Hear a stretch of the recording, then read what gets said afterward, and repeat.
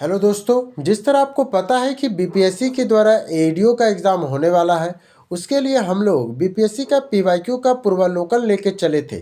ठीक है, उसी में आज हम लोग केमिस्ट्री का करेंगे। साइंस को सोचे थे, साइंस का आज हम लोग केमिस्ट्री पार्ट करेंगे, वो भी विस्तृत व्याख्या के साथ। चलिए शुरू करते हैं। सबसे पहला टॉपिक हमारा है परमाणु संरचना, एटॉमिक स्ट्रक्चर। किसका आंसर है? एटॉमिक स्ट्रक्चर, जिसमें हम लोग टोटल 24 क्वेश्चन को करेंगे। पहला क्वेश्चन, आधुनिक रसायन शास्त्र के जनक किसे कहा जाता है? आपको बताना है कि आधुनिक रसायन शास्त्र के जनक कौन है। तो वो लेवोरिज है, लेवोजियर है। कौन है आधुनिक रसायन शास्त्र के? लेवोजियर है।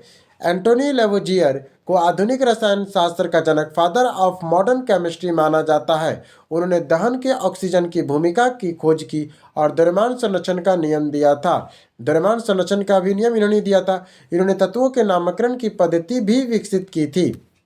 फिर आता है परमाणु संरचना के लिए एक मॉडल प्रस्तावित करने वाले पहले व्यक्ति कौन है? परमाणु संरचना के लिए एक मॉडल प्रस्तावित करने वाले पहले व्यक्ति कौन है?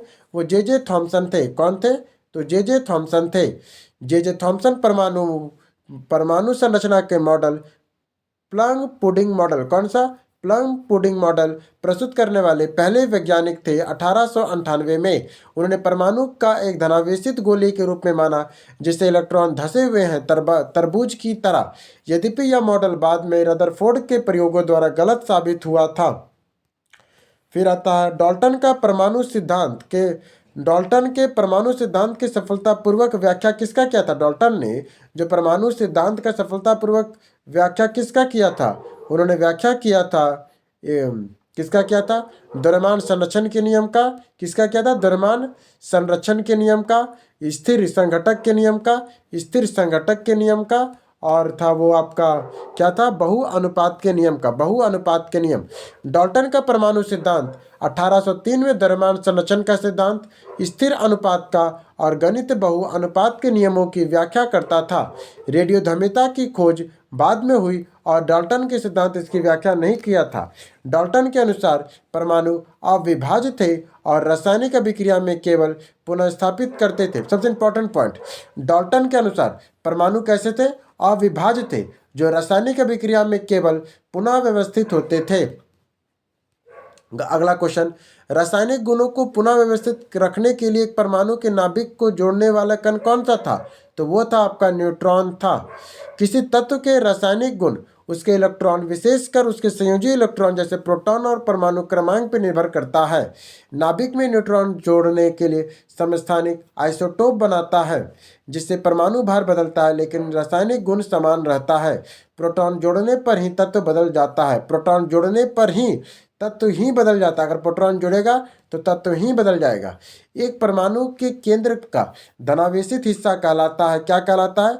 न्यूक्लियस। एक परमाणु के केंद्र का धनावेशित हिस्सा क्या कहलाता है? वो कहलाता है न्यूक्लियस। परमाणु के केंद्र में न्यूक्लियस नाभिक कहते हैं। इसमें प्रोटॉन धनावेशित, न्यूट्रॉन उदासीन तथा इसके नाभिक धनावेशित होते हैं। नाभिक इलेक्ट्रॉन नाभिक के चारों ओर चक्कर लगाते हैं।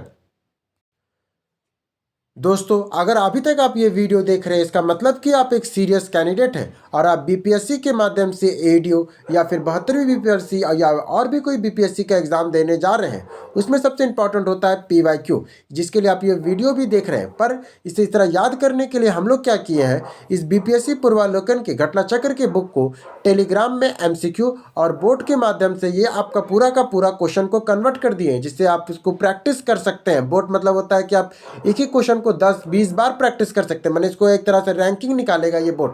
ये एक तरह का सिस्टम है जिसमें आपको पूरा क्वेश्चन टॉपिक वाइज और सब्जेक्ट वाइज मिलेगा, एग्जाम रिलेटेड व्याख्या मिलेगा, और तो और सबसे इंपॉर्टेंट ये ओरिजिनल बुक आपको भी मिलेगा पीडीएफ के रूप में। और दूसरा जो वीडियो आप देख रहे हैं उसका पीडीएफ भी हम लोग से पेड मेंबर को देंगे। इसका प्राइस तो 99 रुपये है, पर अब पहले 50 छात्रों को ये मात्र 49 रुपये में मिलेगा और आप आखिरी में हैं तो आप जल्दी से ज्वाइन कर लीजिए। इसमें आपको, आप चाहे तो इसका डेमो भी हमारे चैनल में जाकर देख सकते हैं जो टेलीग्राम चैनल में है। चलिए फिर आगे करते हैं। अब किस उप परमाणविक कण का द्रव्यमान नगण्य होता है? आपको बताना है कि किस उप परमाणविक कण का द्रव्यमान नग्न होता है तो इलेक्ट्रॉन का द्रव्यमान लगभग में नग्न होता है। किसका द्रव्यमान? इलेक्ट्रॉन का द्रव्यमान नग्न होता है। इलेक्ट्रॉन का द्रव्यमान 9.1 टाइम्स गुने 10⁻31 किलोग्राम होता है, जो प्रोटॉन और न्यूट्रॉन की तुलना में नग्न है। वही प्रोटॉन और इलेक्ट्रॉन का द्रव्यमान लगभग में 1.67 टाइम गुने 10⁻27 किलोग्राम है। माइनस है ये सब में। परमाणु का लगभग में सारा द्रव्यमान नाभिक में केंद्रित होता है और इलेक्ट्रॉन का कोई द्रव्यमान नहीं होता है। विकल्प कौन सा गलत है? ठीक है, तो सही विकल्प कौन कौन सा है? इलेक्ट्रॉन में ऋण आवेशित होते हैं तथा द्रव्यमान नग्न होता है। इलेक्ट्रॉन का ऋण जो है वो ऋण आवेशित होता है तथा उसका द्रव्यमान नग्न होता है। परमाणु संख्या एक तत्व के परमाणु प्रोटॉनों की संख्या है। परमाणु संख्या क्या होती है? परमाणु की संख्या वो तत्व के परमाणु के प्रोटॉनों की संख्या होती है। समस्थानिक परमाणु ईंधन के रूप में चित्कर्ष क्षेत्र में कार्बन डेटिंग के लिए प्रयोग करते हैं। फिर आता है विकल्प में आपका ये गलत है, क्योंकि इलेक्ट्रॉन नाभिक के अंदर नहीं बल्कि बाहर में जो इलेक्ट्रॉन होता है ना वो चक्कर लगाता है, इसीलिए वो नाभिक के बाहर में होता है।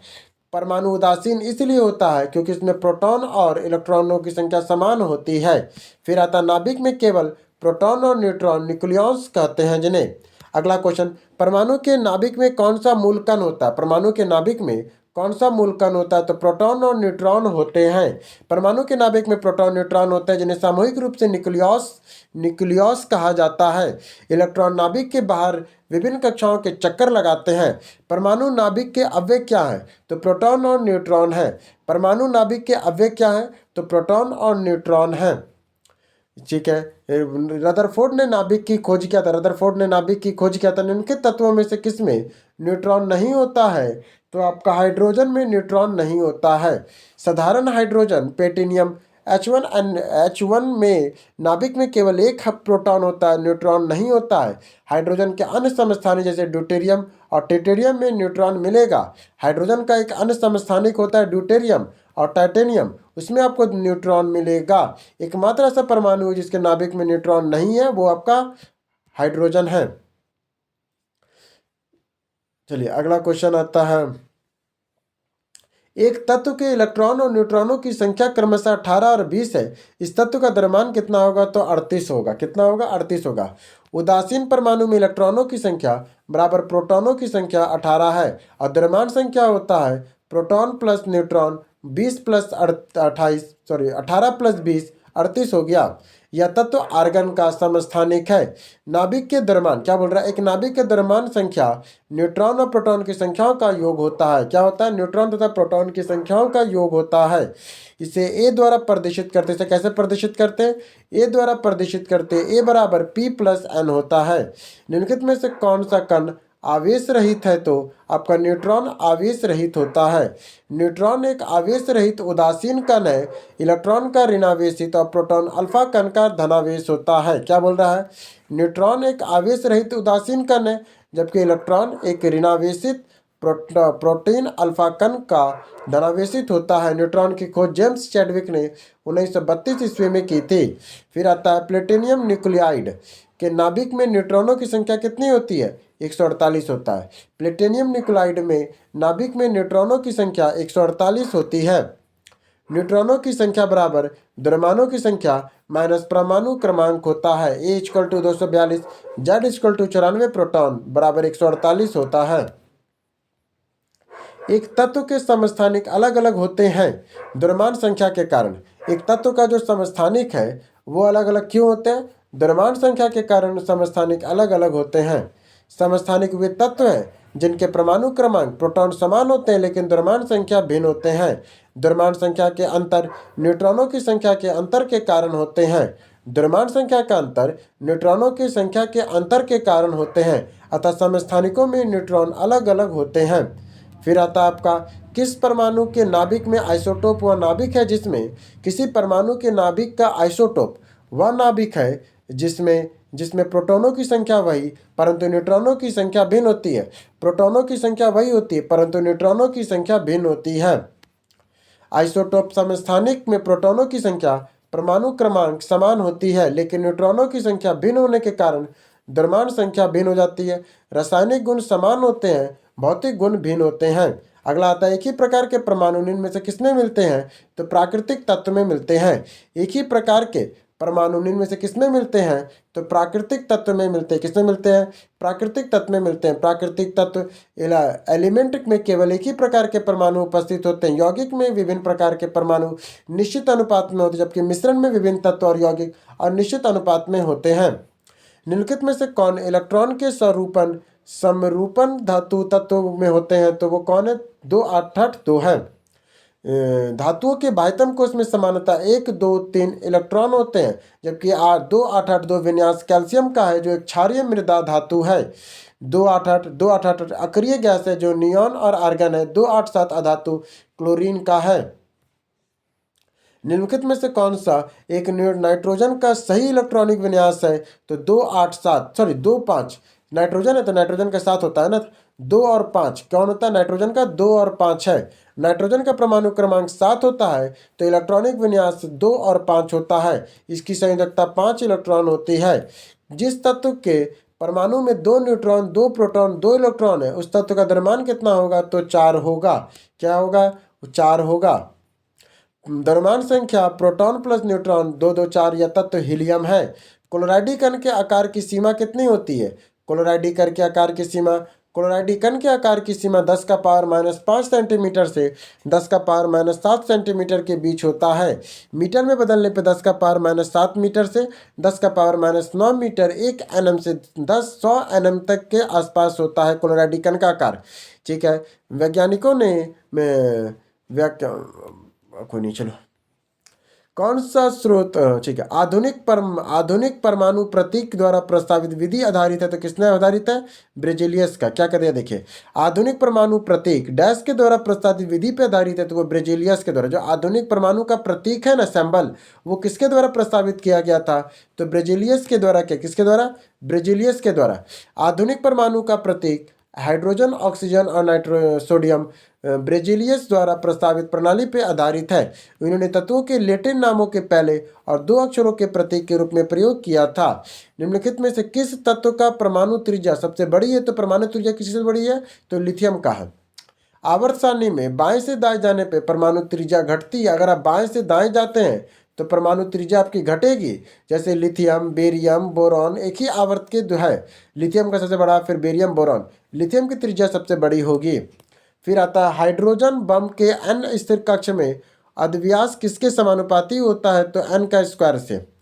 बोर के मॉडल के अनुसार हाइड्रोजन परमाणु में n कक्षा की त्रिज्या और Rn मुख्य क्वांटम संख्या के वर्ग में n स्क्वायर को समानुपातित करता है। जैसे जैसे n बढ़ता है कक्षा का आकार और तेजी से बढ़ता है।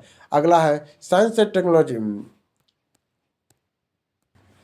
अब आइए रासायनिक और भौतिक परिवर्तन का विलयन। इसमें लगभग में 36 क्वेश्चन है। रासायनिक और भौतिक परिवर्तन में कैसे कैसे होता है। पहला क्वेश्चन, भौतिक परिवर्तन एक उदाहरण किसका है? तो पानी में चीनी का घुलना एक भौतिक परिवर्तन है।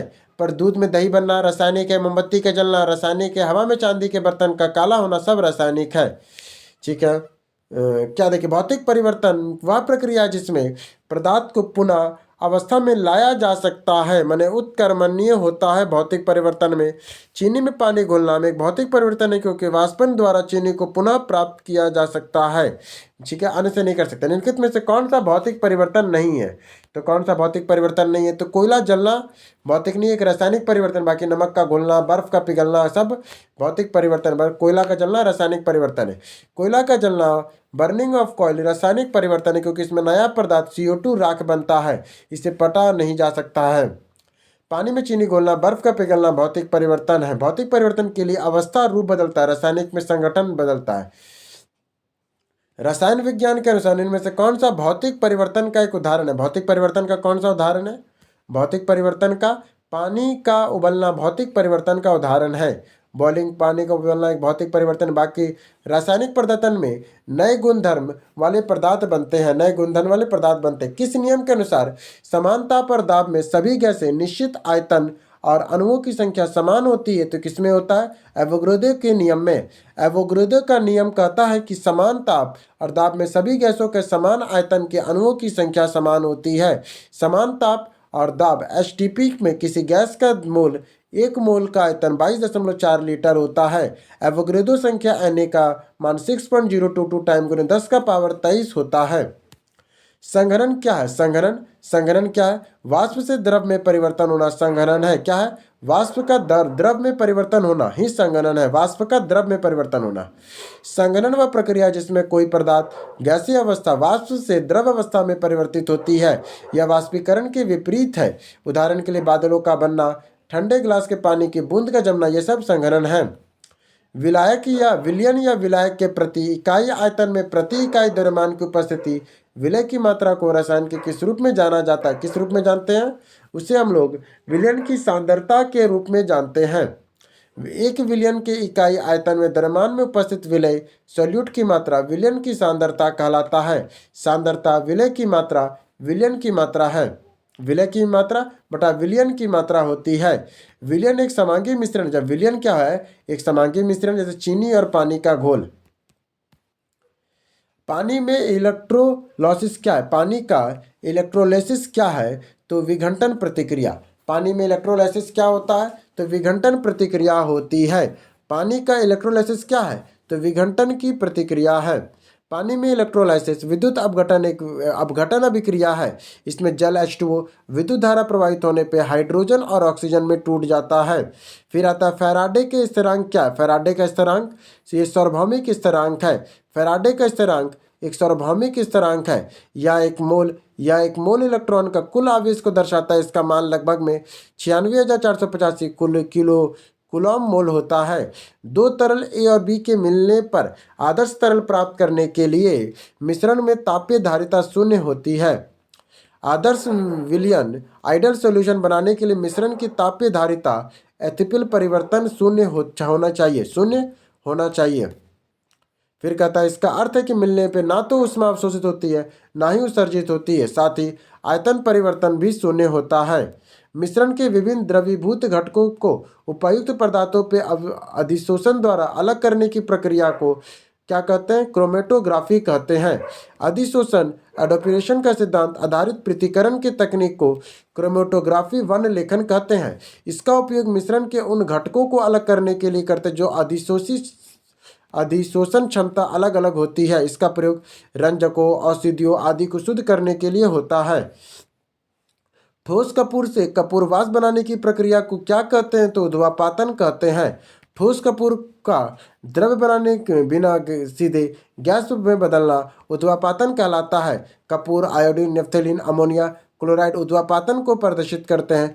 वाष्प से सीधे ठोस बनने को निक्षेपण कहते हैं। किसी पदार्थ के सीधे ठोस से गैस बदलने की प्रक्रिया क्या कहलाती है? उसे ऊर्ध्वापातन कहते हैं। ठोस से सीधे गैस में परिवर्तन ऊर्ध्वापातन कहलाता है। जैसे शुष्क बर्फ CO2 के ऊर्ध्वापातन का उदाहरण है। घरेलू LPG सिलेंडरों में दाबक मापक के नहीं प्रदान किया जाता है क्योंकि LPG सिलेंडरों में गैसों की मात्रा प्रदर्शित नहीं करता है। क्या लिखा है? LPG सिलेंडर में गैस द्रवीभूत अवस्था में होती है। गैस कैसे होते हैं? द्रवीभूत अवस्था में होती है। जहाँ तक सिलेंडर में थोड़ा भी द्रव्य रहता है तो वाष्प दाब लगभग स्थिर रहता है। इसलिए दाब मापक प्रेशर गैसों का सही मात्रा या शेष मात्रा को प्रदर्शित नहीं करता है। निम्न कथनों पर विचार कीजिए। कौन सा कथनों पर इसको विचार करना है? एक से अधिक। देखिए क्या लिखा है। कथन एक सत्य है। शुद्ध जल को नमक में घोलने पर जल का क्वथनांक बढ़ जाता है और हिमांक घट जाता है। बात सही है। जल में जब मिथाइल अल्कोहल डालते हैं तो जल का क्वथनांक घट जाता है। मिथाइल अल्कोहल डालेंगे तो क्वथनांक घट जाएगा। पहला सत्य है क्योंकि नमक मिलाने पर क्वथनांक बढ़ता है उन्नयन और हिमांक घटता है अवनयन से। मिथाइल अल्कोहल क्या बोल रहा है? मिथाइल अल्कोहल जल से अधिक वाष्पशील है जिससे इसमें मिलने पर मिश्रण का क्वथनांक जल में कम हो जाता है। निम्नलिखित में से कौन सी प्रतिक्रिया दर को धीमा करता है? प्रतिक्रिया दर को धीमा कौन करता है? रासायनिक प्रतिक्रिया दर को धीमा करने वाले पदार्थों को ऋणात्मक उत्प्रेरक नेगेटिव अशील या मंदक कहते हैं। ठीक है, मंदक कहते हैं। विकल्प में समानता बढ़ाने मंदक, जो रासायनिक प्रतिक्रिया को धीमा करता है उसे मंदक कहते हैं। एक ऐसे पदार्थ जो बिना रासायनिक प्रतिक्रिया के अन्य पदार्थों में नमी को आसानी से अवशोषित कर लेता है उसे कहा जाता है। नमी को जो आसानी से अवशोषित कर लेता है उसे हम लोग जल शोषक कहते हैं। ऐसे पदार्थ जो जल शोषक डेसिलिजिट या आर्द्रताग्राही कहा जाता है। उदाहरण के लिए सिलिका जेल और कैल्शियम क्लोराइड होता है। ये भौतिक रूप से नमी सोखते हैं और बिना रासायनिक रूप से बदले। अगला क्वेश्चन है, क्रिस्टलीकरण शुद्ध पदार्थों के क्रिस्टलों में उनके विलयन से निकालने की प्रक्रिया को, एक और दो क्या है देखिए, कहता है कि क्रिस्टलीकरण शुद्ध पदार्थों को क्रिस्टलों को उसके विलयन से निकालने की प्रक्रिया है। क्या बोलता है? क्रिस्टलीकरण शुद्ध पदार्थों को क्रिस्टलों को उसके विलयन से निकालने की प्रक्रिया है। क्रिस्टलीकरण के दौरान घटक परमाणु और अणुओं के बीच एक बंधन स्थापित होता है। क्रिस्टलीकरण के दौरान क्या होता है? घटक परमाणु और अणुओं के बीच एक बंधन स्थापित होता है। ठीक है, क्रिस्टलीकरण एक भौतिक प्रक्रिया है, ना कि एक रासायनिक प्रक्रिया। क्रिस्टलीकरण कैसा है? एक भौतिक प्रक्रिया, ना कि एक रासायनिक प्रक्रिया या शुद्धिकरण की विधि है। क्रिस्टलीकरण बनाने के लिए अणुओं के बीच वाटर वॉल तथा अन्य भौतिक बंध बनते हैं। फिर आता है दूध। उदाहरण है, एक दूध किसका उदाहरण है? क्लोराइडी विलयन का और इमल्सन का। दूध किसका उदाहरण है? क्लोराइडी विलयन का और इमल्सन का उदाहरण है। फिर आता दूध एक प्राकृतिक पायस या इमल्सन होता है। इमल्सन द्रव के क्लोराइड निकाल वसा की बूंदों में जमा होता है। इमल्सन भी एक प्रकार का क्लोराइडी है। ठीक है, इसके अध्ययन में से कौन सा क्लोराइडी नहीं है? तो कौन सा क्लोराइडी नहीं है? सिरका एक क्लोराइडी नहीं है। धुआं, रक्त एक क्लोराइडी है।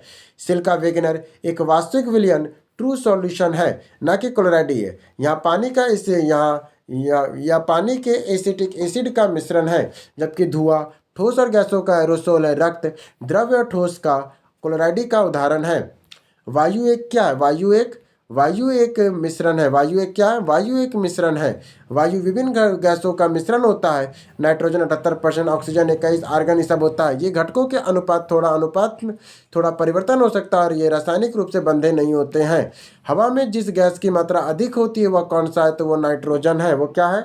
वो नाइट्रोजन है। हवा में N2 नाइट्रोजन की मात्रा सर्वाधिक 78% है। या दूसरे स्थान पर ऑक्सीजन O2 21% है। कार्बन डाइऑक्साइड CO2 0.03 से 0.04% तक होता है। पृथ्वी के वातावरण में सबसे प्रचुर मात्रा में पाई जाने वाली गैस कौन सी है? तो वो नाइट्रोजन है। पृथ्वी के वातावरण में वायुमंडल में सबसे प्रचुर गैस नाइट्रोजन है। यह पौधों के आवश्यक पोषक तत्व है, लेकिन ये सीधे वायु से ग्रहण नहीं कर सकते हैं। ब्रह्मांड में सबसे प्रचुर गैस हाइड्रोजन है। निम्नलिखित में से कौन सी नोबेल गैस नहीं है? नोबेल गैस कौन सी नहीं है? तो आपका रेडॉन नोबेल गैस नहीं है। रेडॉन एक रेडियो सक्रिय अक्रिय गैस है। रेडियोधर्मी अक्रिय गैस है जो सामान्यतः वायुमंडल में नहीं पाई जाती है। यह रेडियम के क्षय से उत्पन्न होती है और भूकंप के समय इसकी मात्रा बढ़ती है। आर्गन वायुमंडल में सबसे अधिक मात्रा में पाए जाने वाली अक्रिय गैस है। निम्नलिखित में से कौन सा पदार्थ टिंडल प्रभाव दर्शाता है? तो कौन दर्शाता है? टिंडल प्रभाव क्लोराइडी विलयनों द्वारा प्रकाश के प्रकीर्णन की घटना है। टिंडल प्रभाव क्या है? तो क्लोराइडी विलयन के द्वारा प्रकाश के प्रकीर्णन की घटना है। ये दूध और स्टार्च के सेलुलोज के दोनों के क्लोराइडी विलयन है, इसीलिए ये दोनों टिंडल प्रभाव दिखाते हैं। NaCl घोल वास्तविक विलयन है और प्रभाव नहीं दिखाएगा। फिर आता आणविक ऑक्सीजन में पत्तियों से निकालना कौन सी भौतिक प्रक्रिया है? आणविक ऑक्सीजन की पत्तियों से निकालना के लिए कौन सी भौतिक प्रक्रिया है? तो विसरण कहलाती है। पत्तियों का ऑक्सीजन के बाहर निकलना विसरण कहलाता है। विसरण में गैसें उच्च सांद्रता से निम्न सांद्रता की ओर गति करते हैं। प्रकाश संश्लेषण के दौरान बनी ऑक्सीजन के रंध्रों के माध्यम से विस्तृत होते हैं। फिर आता है विसरण। विषम का पता लगाइए। विषम क्या है? तो देखते हैं। फलों का पकना, सीमेंट का सेटिंग जमना, कोयले का जलना, ये तीनों रासायनिक परिवर्तन है, जबकि तीनों में रासायनिक परिवर्तन इसलिए विषम है। निम्नलिखित कथनों पे कौन सा रासायनिक परिवर्तन की विशेषता नहीं है? तो कौन सी विशेषता है रासायनिक परिवर्तन की? अनुकर्मतनीय होता है, नए पदार्थ का बनना होता है, ऊर्जा का कोई परिवर्तन नहीं होता है। इसके बाद ये ऊर्जा के अवशोषण होता है। रासायनिक परिवर्तन में सदैव ऊर्जा का परिवर्तन, अवशोषण या उत्सर्जन होता है। अंततः ऊर्जा की कोई निवल परिवर्तन नहीं होता। रासायनिक परिवर्तन की विशेषता है रासायनिक परिवर्तन उत्कर्मणीय होते हैं और नए पदार्थ बनते हैं। वह प्रक्रिया जिसमें प्रकाश संश्लेषण के दौरान वायुमंडल कार्बन डाइऑक्साइड और कार्बोहाइड्रेट में परिवर्तित होता है उसे क्या कहते हैं? तो उसे हम लोग अपचयन कहते हैं। प्रकाश संश्लेषण CO2 का अपचयन होकर कार्बोहाइड्रेट ग्लूकोज बनता है, जिसमें हाइड्रोजन जुड़ता है और ऑक्सीजन हटती है। जल H2O का ऑक्सीकरण होकर ऑक्सीजन O2 मुक्त होती है। निम्नलिखित में से कौन सा जोड़ा विस्थापन प्रतिक्रिया देगा? तो कौन सा विस्थापन प्रक्रिया कौन देगा? तो AgNO3 विलयन और कॉपर धातु। निम्नलिखित में से कौन सा विस्थापन अभिक्रिया देगा? तो AgNO3 विलयन और कॉपर धातु देगा। विस्थापन अभिक्रिया के लिए धातु के विलयन को उपस्थित धातु के अधिक अभिक्रियाशील होनी चाहिए। कॉपर और चांदी के अधिक क्रियाशील है और यह AgNO3 और Ag के विस्थापित कर देता है। अभिक्रियाशील जिसमें ऑक्सीकरण संख्या घटती है उसे क्या कहते हैं? तो उसे अपचयन कहते हैं। जिस अभिक्रिया में किसी तत्व का ऑक्सीजन की संख्या घटती है उसे अपचयन कहते हैं। क्या कह रहा है? जिसमें ऑक्सीजन की संख्या घटती है, क्या बोल, फिर देखिए, जिस अभिक्रिया में किसी तत्व का ऑक्सीकरण संख्या घटती है उसे अपचयन कहते हैं। उपचयन क्या है? तो जिसमें ऑक्सीकरण की संख्या बढ़ती है उसे उपचयन कहते हैं। जिस अभिक्रिया में दोनों साथ साथ होता है उसे रेडॉक्स कहते हैं। अब आइए अगला टॉपिक, नहीं अभी और इसमें, निम्नलिखित में से किस एक विलयन में सामग्री के उनके कणों के बीच आकर्षण बल के बढ़ते क्रम में व्यवस्थित किया जाता है? तो विकल्प में क्या होगा? उसे हाइड्रोजन गैस और लौह और धातु होगा। क्या करिए, देखिए, पदार्थों के अणुओं के मध्य लगने वाले बल को अंतरा आणविक बल कहते हैं। ठोस पदार्थों में यह बल सर्वाधिक होता है, गैसों में हाइड्रोजन यह बल सबसे कम होता है, द्रव में, पानी में, मध्यवर्ती में। या बढ़ती क्रम में देखा जाए तो लोहा, पानी, हाइड्रोजन ठोस, द्रव और गैस में सबसे कम होता है। निम्नलिखित में से किस प्रकार की दवाई उत्पादक में इथाइल अल्कोहल का उपयोग किया जाता है? तो इथाइल अल्कोहल का प्रयोग कहाँ करते हैं? तो इसका उपयोग हम लोग इथाइल अल्कोहल को, इथेनॉल का उपयोग हम लोग फार्मास्यूटिकल में विलायक और परीक्षक के रूप में व्यापक रूप से करते हैं। क्या लिखा है? इथाइल अल्कोहल का उपयोग फार्मास्यूटिकल में विलायक और परीक्षक के रूप में प्रयुक्त करते हैं। इसका प्रयोग एंटीसेप्टिक रोगनिरोधक दवाओं के रूप में किया जाता है। यह कफ, स्ट्रिप, टॉनिक और कुछ एंटीलॉजिक, एंटीपैरासिटिक दवाओं के निर्माण में सहायक घटक होते हैं। निम्नलिखित में से कौन सा एक ठोस की विशेषता नहीं है? तो ठोस की विशेषता क्या क्या है? ये आसानी से, ये अणु बारीकी में पैक के अणु बाकी में पैक होते हैं, निश्चित आकार होता है। ठोस पदार्थों में बहुत कम, ठोस पदार्थों के कण बहुत पास पास बारीक होते हैं और उनका आकर्षण बहुत मजबूत होता है। ठोसों का आकार आयरन निश्चित होता है और आसानी से बहने की क्षमता द्रवों और गैसों में होती है, ठोस में नहीं होते। निम्नलिखित में से कौन सा एक ऊष्माक्षेपी प्रक्रिया है? ऊष्माक्षेपी प्रक्रिया कौन कौन सी है? ऊष्माक्षेपी प्रक्रिया, यह सल्फर अम्ल H2O का तनुकरण करती है और बिना बुझे चूने के साथ पानी की प्रतिक्रिया है। बिना बुझे पानी की प्रतिक्रिया है।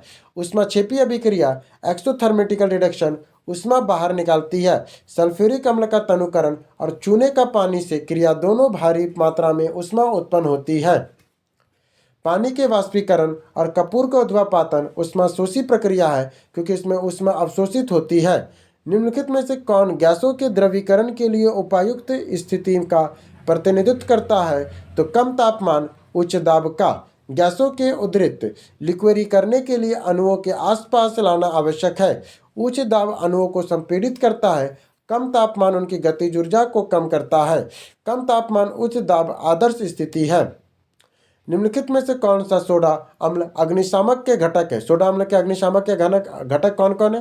तनु सल्फ्यूरिक अम्ल और बाइकार्बोनेट के विलयन। कौन कौन है? तनु सल्फ्यूरिक अम्ल और बाइकार्बोनेट के विलयन। सोडा अम्ल अग्निशामक में सोडियम बाइकार्बोनेट, बेकिंग सोडा और तनु सल्फ्यूरिक अम्ल का उपयोग होता है। जब ये क्रिया होती है तो CO2 गैस निकलती है, आग बुझने में मदद करती है। यह एक सामान्य घरेलू अग्निशामक यंत्र है। फिर अगला टॉपिक हम लोग का है कार्बनिक रसायन। इसके टोटल 18 क्वेश्चन है। पहला, PHBV बायोडिग्रेडेबल पॉलीमर का पूर्ण रूप क्या है? तो पॉली 3 हाइड्रोक्सी बायरेट CO3 हाइड्रोक्सी वोल्टलेट है।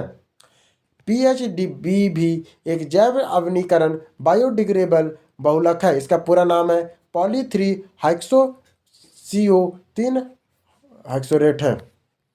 या जीवाणुओं द्वारा अपघटित हो सकता है और पर्यावरण के अनुकूल है। निम्नलिखित में से कौन सा एक तत्व नहीं है? कौन सा एक तत्व नहीं है? तो गैस एक तत्व नहीं है, बाकी धातु, अधातु, उपधातु तत्व हैं, पर गैस एक तत्व नहीं है। आवर्त सारणी में तत्वों को धातु, अधातु, उपधातु में वर्गीकृत किया गया। गैस पदार्थ की अवस्था है, ना कि तत्वों की विशिष्ट रासायनिक वर्ग में आते हैं। ठीक है। गैस शब्द का तात्पर्य पदार्थ पर्याप्त नहीं है। नीला थोथा रासायनिक रूप से क्या है? तो नीला थोथा कॉपर सल्फेट है। नीला थोथा क्या है? एक तरह का कॉपर सल्फेट है नीला थोथा। ब्लू वेट्रियल का रासायनिक नाम कॉपर सल्फेट है। यह नीले रंग का क्रिस्टलीय लवण होता है। निर्जलीकृत अवस्था में सफ़ेद हो जाता है। इसे अनबुझा चूना भी कहते हैं। फिर आता है अनबुझा चूना का रासायनिक सूत्र क्या है? अनबुझा चूना का रासायनिक सूत्र CaO होता है कैल्शियम ऑक्साइड के रूप में। यह कमरे के तापमान पे सफ़ेद ठोस होता है। पानी मिलने पर यह बुझा हुआ चूना CaOH का होल्ट्राइज बनाता है। चूने के पानी में किसके द्वारा दुधिया हो जाता है? चूने का पानी किसके द्वारा दुधिया हो जाता है? तो वो CO2 के कारण दुधिया हो जाता है। चूने का पानी लाइम वाटर कार्बनिक कार्बन डाइऑक्साइड CO2 गैस प्रवाहित हो जाती है जिससे दुधिया हो जाता है। यह अविलेय कैल्शियम कार्बोनेट CaCO3 बनाने का कारण होता है। अभिक्रिया CaOH का होल्ट्राइज CO2 है। फिर निम्नलिखित में से प्रथम कृत्रिम तैयार किया जा सकता है तो TC द्वारा। प्रथम कृत्रिम रूप से निर्मित टाइटेनियम TC है। इसका परमाणु क्रमांक 43 है। 1937 में पेरियर और सेगरे द्वारा खोजा और बनाया गया था। निम्नलिखित में से कौन सा सीमेंट के प्रमुख घटक है? सीमेंट के प्रमुख घटक कौन होता है? तो वो चूना पत्थर होता है। सीमेंट के प्रमुख घटक कौन है? तो वो चूना पत्थर होता है। सीमेंट निर्माण में प्रयुक्त होने वाला प्रमुख कच्चा माल चूना पत्थर लाइमस्टोन है। इसके साथ मिट्टी, क्ले और जिप्सम का भी प्रयोग करके मुख्य घटक चूना पत्थर होता है। एक कार बैटरी में प्रयुक्त विद्युत अपघटक कौन है? तो वह सल्फ्यूरिक अम्ल है। एक कार की बैटरी शीशा संचालक सेल में विद्युत अपघटक के रूप में तनु सल्फ्यूरिक अम्ल H2SO4 का प्रयोग करते हैं। इसमें इलेक्ट्रोड रोड इसमें क्या होता है? इसमें इलेक्ट्रॉनिक रोड PB और लेड डाइऑक्साइड PbO2 का बनाते हैं। यह सेकेंडरी डिस्चार्जेबल बैटरी है। यह कैसा है? सेकेंडरी डिस्चार्जेबल बैटरी है। जब इलेक्ट्रॉनिक लेड और लेड के डाइऑक्साइड के बनाता है तब। कार की बैटरी में प्रयोग होने वाला अम्ल कौन सा है? तो सल्फ्यूरिक अम्ल है। कार की बैटरी में H2SO4 का प्रयोग होता है। फिर आता है पीतल के बर्तनों की कलाई करते समय गर्म बर्तन की सफाई के लिए उपयोग किया जाने वाला अमोनिया क्लोराइड चूर्ण से निकलने वाला धुआं क्या है? उसे अमोनिया और हाइड्रोक्लोराइड एसिड का है। अमोनिया क्लोराइड NH4Cl गर्म करने पर यह विघटित होकर अमोनिया NH3 और हाइड्रोलिक अम्ल HCl गैस देता है। यह धुआं बर्तन की सफाई में मदद करता है। सोने को घोला जा सकता है। सोने को किसमें घोल सकते हैं? तो एक्वारिजिया में घोला जा सकता है। सोने को एक्वारिजिया में घोला जा सकता है। कहाँ घोल सकते हैं? एक्वारिजिया में घोला जा सकता है। एक्वारिजिया सांद्र नाइट्रिक अम्ल HNO3 में सांद्र हाइड्रोलिक अम्ल HCl में 1:3 के मिश्रण है। फिर आता है CO समूह का आबंध क्रम क्या है? तो 3 है। आबंध क्रम बॉन्ड ऑर्डर दो परमाणुओं के बीच का बंध को मजबूत बनाता है। कार्बन मोनोऑक्साइड CO अणु में कार्बन और ऑक्सीजन के बीच त्रिबंध होता है। वाष्पन मीथेन रिफेमिंग तकनीक का उपयोग के लिए प्राप्त करते हैं। क्या प्राप्त करते हैं? ग्रे हाइड्रोजन को। प्राकृतिक गैस मीथेन वाष्प रिफॉर्मिंग द्वारा उत्पादित हाइड्रोजन को ग्रे हाइड्रोजन कहते हैं। अभिक्रिया CH4H2O है और यह प्रक्रिया कार्बन उत्सर्जन करती है। पानी के घुलने पर उसे ठोस बनाने वाले यौगिक को एक से अधिक क्या होता है? पानी की कठोरता कैल्शियम और मैग्नीशियम के लवणों के कारण होती है। जो पानी की कठोरता है वो कैल्शियम और मैग्नीशियम लवण के कारण होती है। स्थायी कठोरता कैल्शियम बाइकार्बोनेट CaHOCO3 के कारण होता है। स्थायी कठोरता मैग्नीशियम सल्फेट MgSO4 और क्लोराइड के कारण है। फिर अगला आता है क्षारीय बेसिक और लेड कार्बोनेट का व्यापारिक नाम क्या है? उसको हम लोग कहते हैं सफ़ेदा या वाइट लेड। क्षारीय लेड जो कार्बोनेट PbCO3 और PbOH2 को है व्यापारिक रूप से सफ़ेद या वाइट लेड कहा जाता है। इसका प्रयोग पेंट निर्माण में होता है। निम्नलिखित में किसका वजन सबसे अधिक है? तो किसका वजन सबसे अधिक है? CaCO3 और के 2 मोल का है। ग्लूकोज का सुक्रोज का 0.2 मोल में 342 टाइम होता है 68.4 ग्राम है। CO2 के 2 मोल का वजन 88 ग्राम है। CO2 के 2 मोल का वजन कितना है? 88 ग्राम है। CaCO3 के 2 मोल का 200 ग्राम है और 2 मोल का वजन 200 से अधिक है। निम्न ऑक्साइडों में कौन सा जल में घुलनशील है? जल में कौन सा घुलनशील है? तो CaO जल में घुलनशील है। कैल्शियम कार्बाइड क्या लिखता है? कैल्शियम ऑक्साइड CO जल में घुलनशील है और जल से क्रिया करके कैल्शियम हाइड्रोक्साइड COOH का होल ट्वाइस बनाता है FeO, और ZNO जल में अघुलनशील है FeO, और ZNO जल में अघुलनशील होते हैं FeO और ZNO जल में अघुलनशील है। अभिक्रिया में CO और H2O है। निम्नलिखित में से कौन सा इलेक्ट्रोफाइल नहीं है? तो कौन सा इलेक्ट्रोफाइल नहीं है? तो Na नहीं है, बाकी BF3 और H+ है इलेक्ट्रोफाइल। देखो क्या बोलता है, इलेक्ट्रोफाइल इलेक्ट्रॉन्स नहीं होते जिसमें इलेक्ट्रॉनों की कमी होती है। सोडियम आयरन अष्टक 2 8 का पूर्ण होता है, इसलिए इसमें वास्तविक इलेक्ट्रोफाइल की तरह व्यवहार नहीं करता है। H+ और BF3 इलेक्ट्रॉनों की कमी होती है, अतः ये इलेक्ट्रोफाइल है। अब अगला क्वेश्चन है आपका धातु, खनिज, अयस्क और गुणधर्म से। इसके लगभग में 39 क्वेश्चन है। कॉस्मियम के उपचार के लिए किस धातु का उपयोग करते हैं? कॉस्मियम के उपचार के लिए किस धातु का प्रयोग करते हैं? तो प्लेटिनियम का करते हैं। कॉसिनोमा कैंसर के उपचार में प्लेटिनियम के आधारित यौगिक का उपयोग होता है। किसका होता है? उपयोग होता है। और मुख्यतः दवाएं प्लेस्टिपन, कार्बोप्लेस्टिन है और कीमोथेरेपी में प्रयुक्त होती है। लोहे की विशुद्धतम रूप कौन सा है? तो पिटवा लोहा है। लोहे का सबसे शुद्धतम रूप पिटवा लोहा है। इसमें कार्बन की मात्रा सबसे कम 0.12 से 0.25 तक होती है। कच्चा लोहा और ढलवा लोहा अशुद्धि में अधिक होती है। निम्नलिखित में किसका गलनांक सबसे ऊंच होता है? तो किसका गलनांक सबसे ऊंच होता है? बोरॉन का गलनांक सबसे ऊंच होता है। बोरॉन का गलनांक सर्वाधिक 2350 होता है। लोहा 1111 केल्विन का, सिलिकॉन 1687 केल्विन का, एल्युमिनियम 933 केल्विन का कैलोरी का है। बोरॉन एक ठोस अधातु या उपधातु होता है। नीलम या रूबी का रासायनिक सूत्र क्या है? तो Al2O3 है। नीलम या रूबी का रासायनिक सूत्र क्या है? Al2O3 है। फिर अगला आता है नीलम या रूबी का कोरोड्रम खनिज का रूप है। नीलम या रूबी को कोरोड्रम खनिज के रूप में है। इसका रासायनिक सूत्र Al2O3 एल्युमिनियम ऑक्साइड है। ये प्राकृतिक रत्न है। निम्नलिखित में से कौन सा महत्वपूर्ण कोरोड्रम और कायोलाइट धातु का अयस्क है? तो वो आपका एल्युमिनियम है। कोरोड्रम Al2O3 क्लोराइट Na3AF6 दोनों एल्युमिनियम के अयस्क है। एल्युमिनियम का अयस्क कौन कौन है? कोलोड्रम और कायोलाइट। एल्युमिनियम का अयस्क कौन कौन होते हैं? कोरेड्रम और कायोलाइट होते हैं। बॉक्साइट क्या है? तो एल्युमिनियम का सबसे प्रमुख अयस्क है एल्युमिनियम का बॉक्साइट। वेल्डिंग में प्रयोग होने वाली गैस कौन सी है? ऑक्सीजन और एसिटिलीन। वेल्डिंग में प्रयोग होने वाली गैस कौन सी है? तो ऑक्सीजन और एसिटिलीन है। ऑक्सीजन और एसिटिलीन है। वे गैसों के वेल्डिंग में ऑक्सीजन और एसिटिलीन गैसों के मिश्रण का उपयोग करते हैं।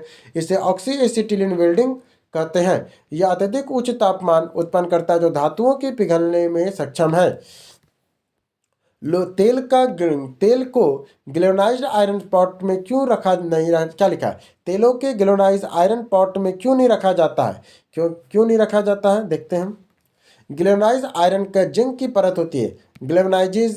गैल्वेनाइज्ड क्या है? तो आयरन में जिंक की परत होती है। गैल्वेनाइज्ड में आयरन में जिंक की परत, ग्लेनाइज्ड में आयरन में जिंक की परत होती है। जिंक तेल में मौजूद मुक्त वसा अम्ल को नमी के साथ क्रिया करके विषैले पदार्थ यौगिक साबुन बनाता है। यह तेल में खटास पैदा करता है, अंततः बर्तन में जंग भी लग जाती है। फिर आता है ग्लेनाइज्ड लोहे के पाइप की परत होती है। ग्लेनाइज्ड में लोहे की पाइप की परत होती है। कैसी परत होती है? जस्ते की होती है। लोहे में जंग से बचाने के लिए उस पर जस्ते की परत चढ़ाने की प्रक्रिया को ग्लेवनीकरण कहते हैं। यह परत लोहे की नमी और हवा के संपर्क को दूर रखती है। वह तत्व जो मानव पसीने के माध्यम से उत्सर्जित होता है वह कौन सा है? पसीने के मुख्य रूप से पानी होता है, लेकिन इसमें खनिज लवण भी होते हैं। इसमें sodium, potassium, calcium, magnesium, zinc, जस्ता, आयरन, लोहा आदि तत्व पाए जाते हैं। निम्नलिखित में से कौन सा एक अलौह धात्विक खनिज है? तो अलौह धात्विक खनिज कौन कौन है? तो टिन, कोबाल्ट दोनों अलौह धात्विक है। टिन और कोबाल्ट दोनों ही अलौह है। क्या लिखा है देखिए, अलौह धात्विक खनिज जिसमें लोहे का अंश नहीं होता, जैसे कोबाल्ट, टीन, तांबा, जस्ता है। कौन कौन है? कोबाल्ट, टीन, तांबा, जस्ता, ये सब अलौह धातु के, किसमें लोहा का अंश नहीं है। जबकि मैग्नीज और निकल में लौह धात्विक खनिजों किसमें मिश्र इस्पात में प्रयुक्त होता है। फिर आता है ट्यूबलाइट की परख नली में प्रयोग किया जाने वाला ग्लास किसका बना होता है? वो किसका बना होता है? तो वो ट्यूबलाइट के परख नली कांच में क्षारीय धातु सिलिकेट के मिश्रण का होता है। जो ट्यूबलाइट में परख नली के कांच में धातु में सिलिकेट का मिश्रण होता है। इसका निर्माण सिलिका, सोडियम और कार्बोनेट, सोडा ऐश और अन्य ऑक्साइड के उपयोग होता है, लेकिन कोई भी विकल्प पूर्ण नहीं है। ठीक है। सोडा लाइम ग्लास में बायोसिलिकेट ग्लास होती है। निम्नलिखित में से किस धातु में विद्युत चालकता सबसे अधिक है? तो विद्युत चालकता सबसे अधिक किसमें होती है? तो चांदी में होता है। विद्युत चालकता सबसे ज़्यादा चांदी, उसके बाद तांबा, उसके बाद सोना, फिर एल्युमिनियम में होती है। सबसे भारी धातु कौन सी है? तो प्लेटिनियम सबसे भारी धातु है। सबसे भारी धातु का घनत्व, भारी धातु का तात्पर्य घनत्व से है। प्लेटिनियम का घनत्व 21.45 ग्राम सेंटीमीटर क्यूब होता है। सोना का घनत्व 19.35, जबकि पारा का 13.54 ग्राम होता है। टूटी हुई हड्डियों की रक्षा के लिए प्लास्टर ऑफ पेरिस का प्रयोग करते हैं, वो क्या है? तो वो आपका कैल्शियम ऑक्साइड है। प्लास्टर ऑफ पेरिस पीओपी का निर्माण जिप्सम CaSO4 2H2O गर्म करके होता है। इसका प्रयोग जब पानी में मिलाया जाता है तो ये पुनः जमकर कड़ा जिप्सम बन जाता है और हड्डियों को सहारा देता है। प्लास्टर ऑफ पेरिस का सूत्र क्या है? CaSO4 हाफ H2O है। प्लास्टर ऑफ पेरिस का सूत्र CaSO4 हाफ H2O होता है। कैल्शियम सिलिकेट हेमीहाइड्रेट है। इससे पूर्णांक के रूप में 2 गुना करके भी लिखा जाता है। खनिज या मिनरल क्या है? तो इसे अकार्बनिक ठोस कहते हैं। खनिज या मिनरल क्या होता है? इसे अकार्बनिक ठोस कहते हैं। खनिज प्राकृतिक रूप से पाया जाने वाला अकार्बनिक ठोस है। इसकी एक निश्चित रासायनिक संरचना और क्रिस्टलीय बनावट होती है। सबसे अधिक क्रियाशील धातु कौन सी है? तो वो आपका पोटेशियम है। सक्रिय श्रेणी में पोटेशियम सबसे ऊपर होता है। इसे ठंडे पानी के साथ विस्फोटक अभिक्रिया होती है।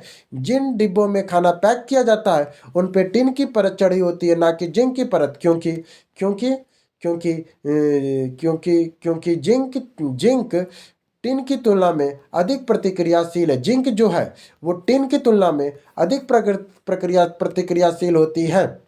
जिंक टिन की तुलना में अधिक अभिक्रियाशील है। जिंक जो है ना, माने जिंक, वो टिन की तुलना में अधिक अभिक्रियाशील होती है, मोर रिएक्टिव होती है। यदि खाने के डिब्बे को जिंक का प्रयोग किया जाए तो भोजन में मौजूद कार्बनिक अम्ल के साथ क्रिया करके विषैला पदार्थ बन सकता है। वही टिन कम क्रियाशील होने के कारण भोजन को सुरक्षित रखता है। खाद्य पदार्थों में डिब्बों में लेपित करने के लिए जिंक से नहीं, क्योंकि जिंक टिन की तुलना में अधिक प्रतिक्रियाशील है। निम्न में से किसे श्वेत धातु कहते हैं? तो श्वेत धातु किसे कहते हैं? तो श्वेत धातु आमतौर पे लेड, टिन, कैडमियम, एंटीमनी के मिश्र धातु को कहते हैं। श्वेत धातु किसे, व्हाइट मेटल किसे कैसे कहते हैं? लेड को कहते हैं, पीबी को, टिन को कहते हैं, कैडमियम को कहते हैं, एंटीमनी को कहते हैं। प्लेटिनियम को सफेद सोना भी कहा जाता है। निम्नलिखित में से किस बीज का उपयोग अभियांत्रिकी हीरो के उत्पादन के लिए करते हैं? तो ग्रेफाइट का। देखिए क्या लिखा है, कृत्रिम या अभियांत्रिकी हीरे लैब ग्राउंड डायमंड बनाने के लिए ग्रेफाइट का उपयोग बीज या स्रोत कार्बन के रूप में होता है। उच्च ताप विधि द्वारा ग्रेफाइट के हीरे में बदल जाता है।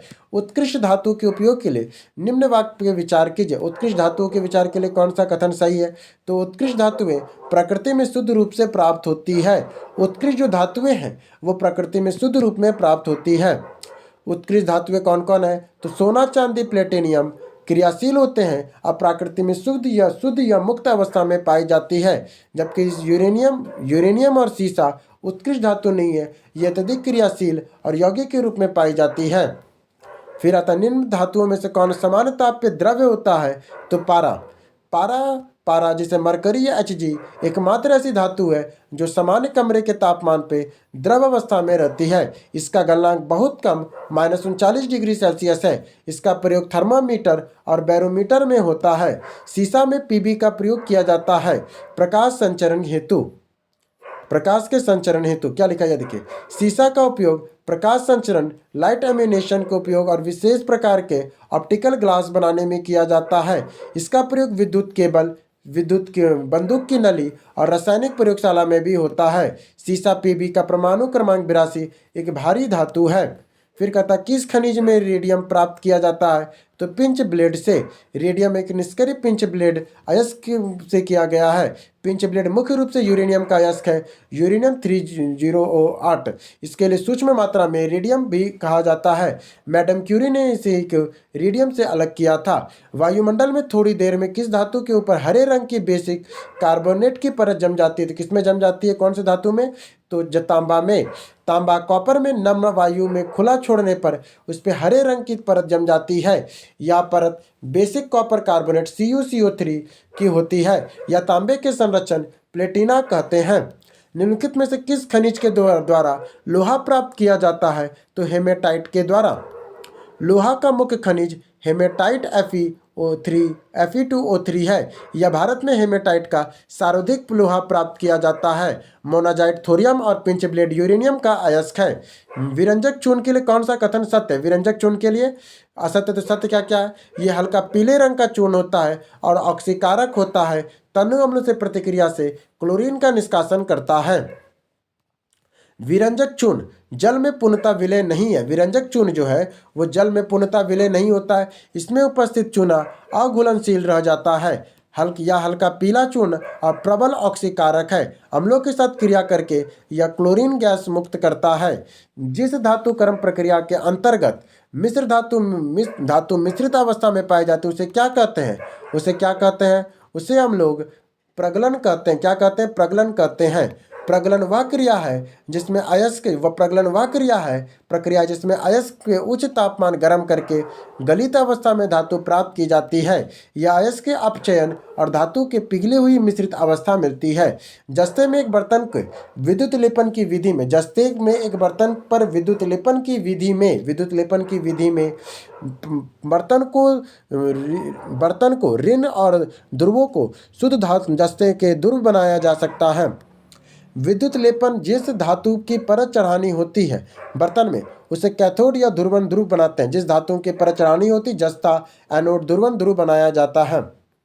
फिर कहता है जिससे जस्ता आयरन के घोल में आता है उस बर्तन में जम जाती है। जंग लगे लोहे के वजन में निम्न में से कौन सा परिवर्तन होता है? जंग लगे लोहे के वजन में निम्न में से कौन सा परिवर्तन होता है? सच में लंबे समय तक बढ़ता है। क्या लिखा है? लोहे में जंग लगने पर ऑक्सीजन और नमी जुड़ जाती है जिससे आयरन ऑक्साइड Fe2O3 और H2O बनता है। ऑक्सीजन का भार जुड़ने के कारण लोहे में वजन बढ़ना शुरू होता है। आयोग ने इसे लंबे समय तक बढ़ना को सही माना था। जस्ते से क्या बनता है? जस्ते से विद्युत बैटरी बनती है। जस्ते का प्रयोग विद्युत बैटरी शुष्क सेल बनाने में किया जाता है। शुष्क सेल में बाहरी सेल जस्ते का बना होता है जो एनोड का कार्य करता है। फिर आता है Al2O3 में किसका रासायनिक सूत्र है? तो ये चीनी मिट्टी का है।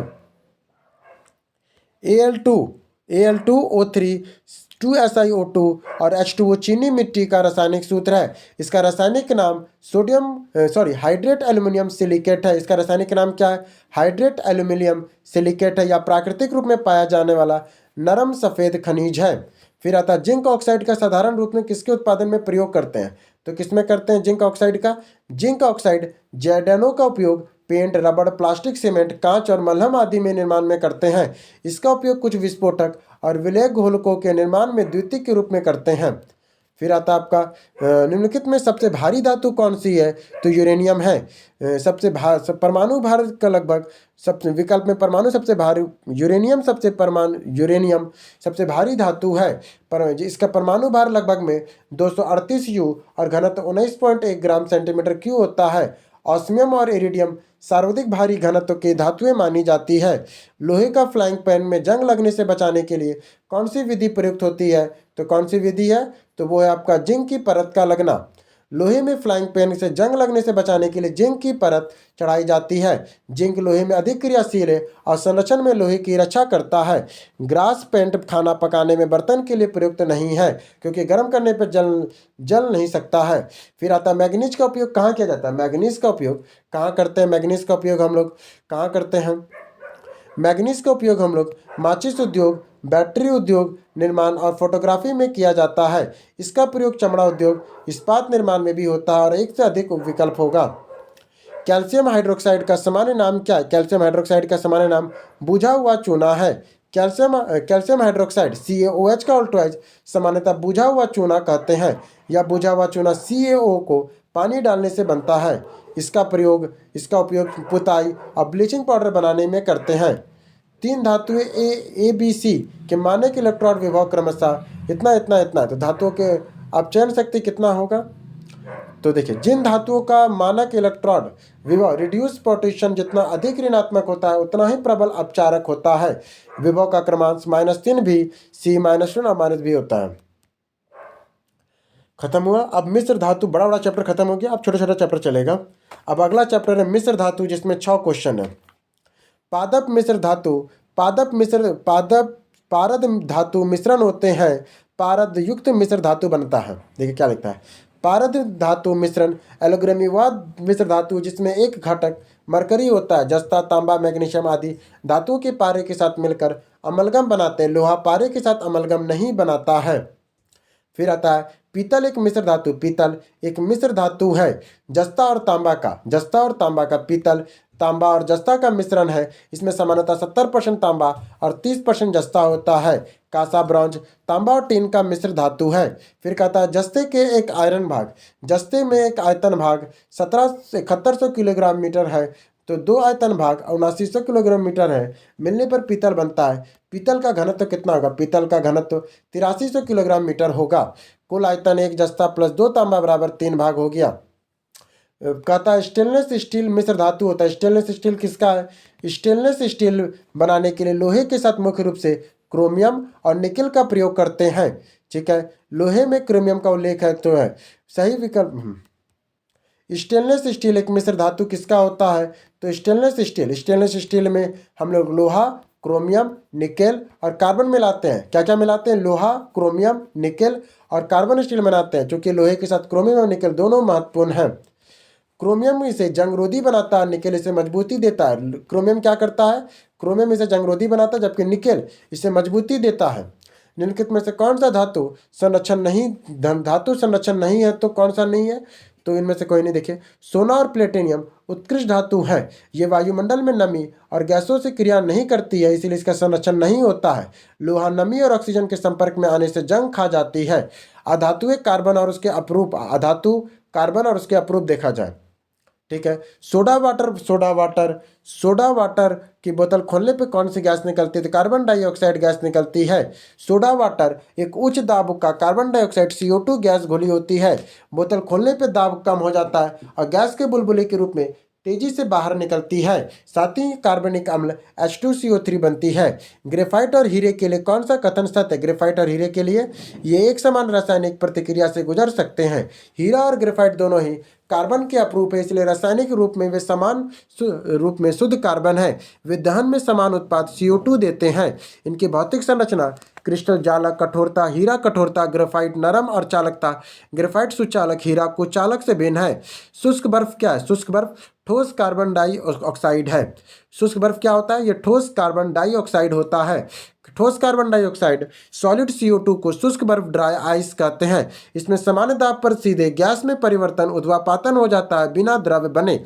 इसका प्रयोग शीतलन में करते हैं। निम्नलिखित में किसमें कार्बन नहीं है? निम्नलिखित में किसमें कार्बन नहीं होता है? तो हीरा, ग्रेफाइट, कोयला तीनों में कार्बन के रूप है। हीरा, ग्रेफाइट कार्बन के क्रिस्टलीय अपरूप है, जबकि कोयला कार्बन का अक्रिस्टलीय रूप है।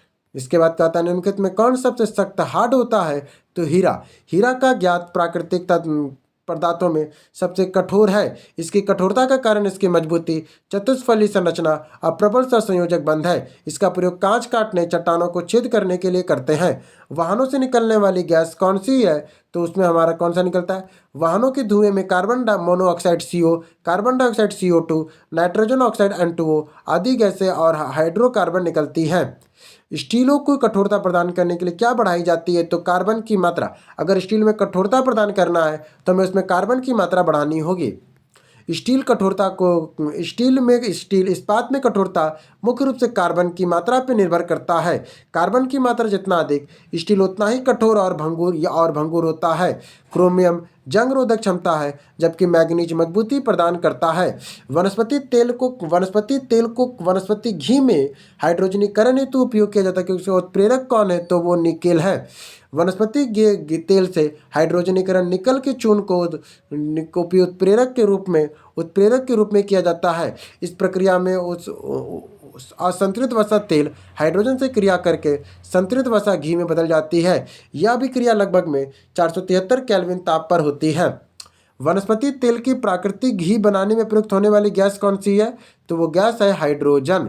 वनस्पति तेल घी बनाने में प्रक्रिया में हाइड्रोजनीकरण में हाइड्रोजन H2 गैस का उपयोग करते हैं। यह तेल द्रव्य बंधु डबल बॉन्ड के एकल बंधु में बदलकर उसे जमा देती है। हीरे का अपरूप क्या है, तो हीरे का अपरूप कार्बन है। हीरा कार्बन का शुद्ध क्रिस्टलीय अपरूप है। इसके अलावा ग्रेफाइट और फ्लोरीन भी कार्बन के अपरूप है। यह विद्युत के कुचालक और ऊष्मा के सुचालक होते हैं। हीरा और ग्रेफाइट दोनों में कौन सा कथन सत्य है, तो कौन सा कथन सत्य है? हीरा विद्युत का कुचालक है, जबकि ग्रेफाइट सुचालक होता है। हीरे की संरचनात्मक चतुष्फलकीय है, जबकि ग्रेफाइट षष्ठकोणीय परतदार होता है। हीरा कठोर है, जबकि ग्रेफाइट नरम होता है। अक्रिस्टलीय कार्बन का शुद्धतम रूप कौन है? अक्रिस्टलीय कार्बन का शुद्धतम रूप दीपक का कालिक है। अक्रिस्टलीय कार्बन के रूप में दीपक का कालिक, लैंप ब्लैक या काजल जैसा सबसे शुद्ध रूप माना जाता है। इसमें कार्बन का प्रतिशत की मात्रा 98 से 99% तक होती है। चीनी चारकोल में काफ़ी शुद्ध होता है। चीनी चारकोल भी काफ़ी शुद्ध है, लेकिन आयोग ने डी माना था। प्रयोगशाला में विकसित LGD के संदर्भ में हीरे के बीजक के रूप में किसका प्रयोग करते हैं, तो किसका करते हैं, तो ग्रेफाइट का करते हैं। प्रयोगशाला में हीरा बनाने के लिए लैब ग्राउंड डायमंड के लिए ग्रेफाइट का प्रयोग बीजक के रूप में करते हैं, या उच्च दाब और ताप पर विधि से ग्रेफाइट को हीरे में रूपांतरित किया जाता है।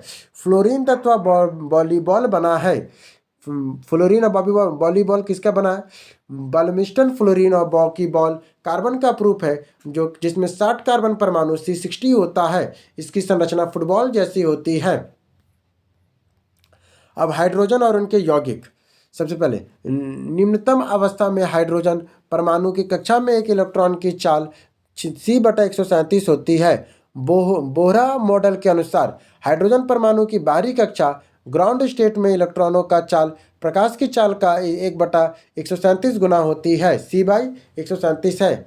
इसका मान सूक्ष्म सूचकांक स्थिरांक फाइन स्ट्रक्चर कांस्टेंट पर से आधारित है। हाइड्रोजन के जलने से क्या बनता है? हाइड्रोजन के जलने से क्या बनता है, तो पानी बनता है। हाइड्रोजन का ज्वलनशील गैस है और ऑक्सीजन की उपस्थिति में जलने पर वह पानी H2O बनाता है।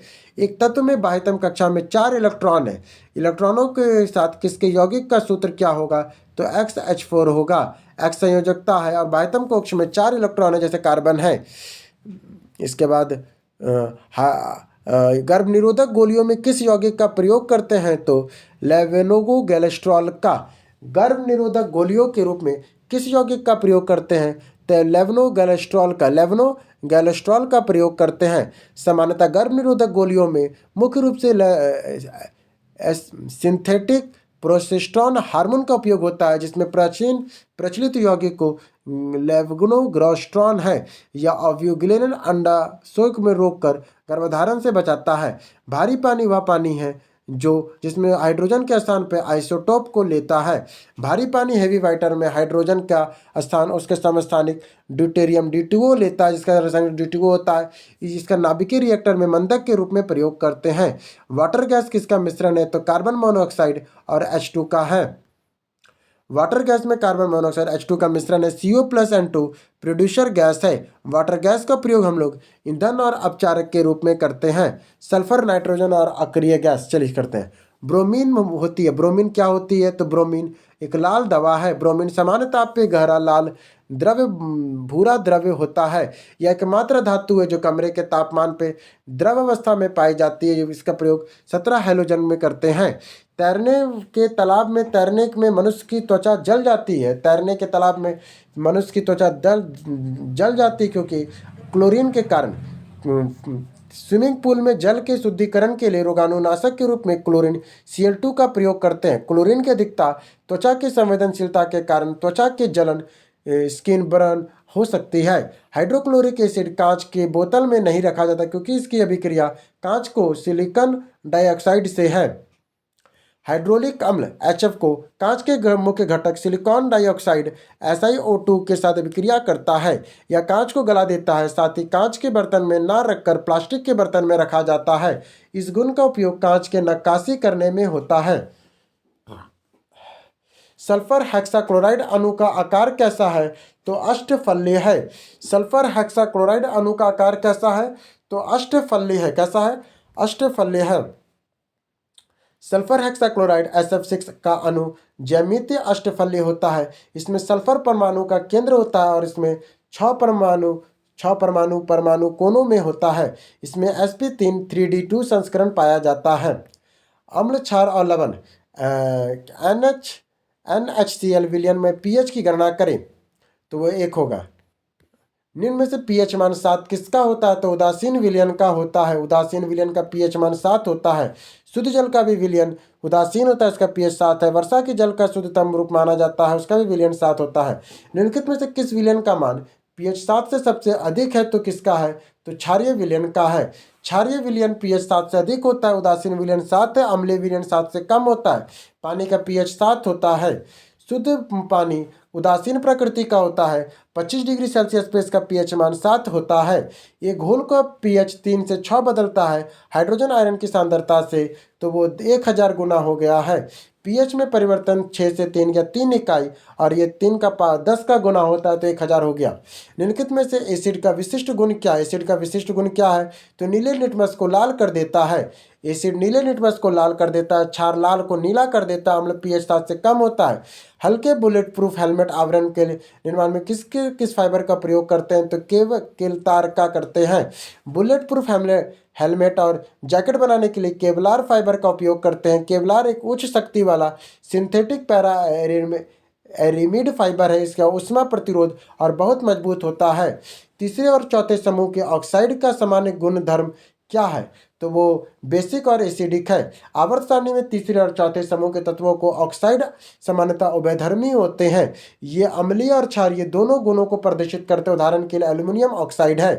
किस पदार्थ के एक अन्य पदार्थ के साथ गर्म करके अम्ल बनता है? तो अमोनिया क्लोराइड है। अमोनिया क्लोराइड NH4Cl को गर्म करके वह विघटित होकर अमोनिया NH3 और हाइड्रोक्लोरिक अम्ल HCl गैस देता है। यह एक उद्वापातन गुण को दर्शाता है। कुछ धातु ऑक्साइड अम्ल और क्षार के साथ अभिक्रिया कर नमक और पानी बनाते हैं या उभयधर्मी ऑक्साइड कहते हैं। उभयधर्मी ऑक्साइड के उदाहरण क्या है? तो इसे उभयधर्मी ऑक्साइड Al2O3 ZnO कहते हैं। उभयधर्मी ऑक्साइड अम्ल और क्षार के साथ दोनों से क्रिया करता है। प्रमुख उदाहरण aluminium oxide Al2O3, zinc oxide ZnO है। कॉपर ऑक्साइड Cu क्षारीय प्रकृति का होता है। अम्ल धातु कार्बोनेट से अभिक्रिया कर CO2 गैस मुक्त करता है। अम्ल जब धातु कार्बोनेट या बाइकार्बोनेट से अभिक्रिया करता है तो कार्बन डाइऑक्साइड CO2 गैस मुक्त होती है। साथ ही लवण गैस भी बनता है। इसके बाद अब अपने 3 परख नली दी गई है। उनमें से एक में आश्रित जल और 2 में एक अम्ल और एक में दूसरे में क्षारीय विलयन है। इनमें से लाल लिटमस नीला हो जाएगा। कौन सा हो जाएगा? क्षार नीला हो जाएगा। लाल लिटमस पेपर नीला गुण क्षार को दर्शाता है। अम्ल नीले लिटमस को लाल कर देता है और अम्ल लाल में कोई प्रभाव नहीं होगा। आश्रित जल उदासीन है तो रंग नहीं बदलता है। शुष्क HCl गैस लिटमस पत्र में रंग क्यों नहीं बदलती है? क्योंकि इसमें H3O आयरन मौजूद नहीं होता है। लिटमस केवल H3O आयरन में उपस्थिति को रंग बदल सकता है। अम्ल केवल जल में उपस्थित हाइड्रोजन या हाइड्रोनियम आयरन H3O को ही उत्पन्न करता है। शुष्क HCl गैस आयनीकृत नहीं होता है, इसलिए हाइड्रोजन आयरन नहीं देता है। लिटमस का रंग परिवर्तन हाइड्रोजन आयरन की उपस्थिति पर निर्भर करता है, इसलिए शुष्क अवस्था में रंग नहीं बदलता है।